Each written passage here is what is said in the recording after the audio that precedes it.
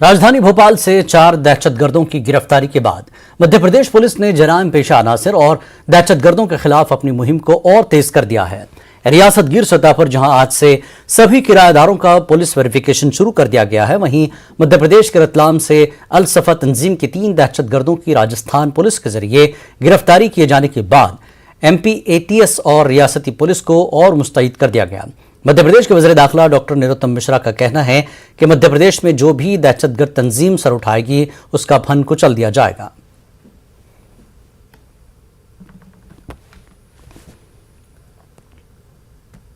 सिमी का नेटवर्क हो, चाहे JNB हो, चाहे PFI हो और चाहे यह संगठन हो, ये कोई भी मध्य प्रदेश में सर उठाने की कोशिश न करे, सबके फंड कुचले जाएंगे। मध्य प्रदेश पुलिस किसी को छोड़ने वाली नहीं है, इसलिए कहीं और ठिकाने ढूंढें। कानपुर के कदवाई नगर में रहने वाले शकील ने अपने घर पर बीजेपी का झंडा लगा रखा है। शकील का इल्जाम है कि इस वजह से मोहल्ले में रहने वाले पड़ोसी उससे नाराज हैं। कई बार पड़ोसियों से झगड़ा हो गया। शकील के मुताबिक उन्हें मुबीना तौर पर जान से मारने की धमकियां भी दी जा रही हैं। शकील ने इस सिलसिले में कदवाई नगर थाने में FIR दर्ज कराई है। पहले विधायक जी आए थे और उन्होंने मेरे गले में हार डाल दिया था, तो बस यही कुछ लोगों को, यहाँ पे कुछ मुस्लिम ऐसे हैं जिनको जलन हो गई।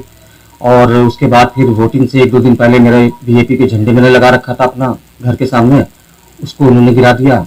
पूछने पे बना करते रहे ये लोग, और फिर उसके बाद कोई ना कोई बहाना बनाकर झगड़ा करते रहते हैं हमेशा। उनका ये कहना है कि भाई सारे मुस्लिम जब कांग्रेस का साथ दे रहे हैं तो तुम BJP का साथ क्यों दे रहे हो, उनका ये मानना है। जबकि मैं 2013 से BJP का समर्थक हूँ और मुझे मोदी जी पसंद है, योगी जी पसंद है। मैं शुरू से उनको लाइक करता रहा हूँ और अभी तक लाइक करूंगा हमेशा। थाने में गए थे और वहां पे मैंने एक FIR करी, उन्होंने FIR लिखी। पुलिस प्रशासन ने बहुत ही अच्छे से हमको बोला कि हम आप पूरी कार्रवाई करेंगे और जो भी गलत होगा उसके लिए हम देखेंगे। मेरे पापा ने बाहर मतलब उनसे 2-4 बार ऐसे बोला तो उन्होंने लड़ने लगे वो। और एक दिन मेरे पापा ने ऊपर भाजपा का मतलब वो लगाया था झंडा ऊपर, तो फिर वो लड़ने लगे उस पर और उन्होंने हटाकर फेंक दिया उस झंडे को।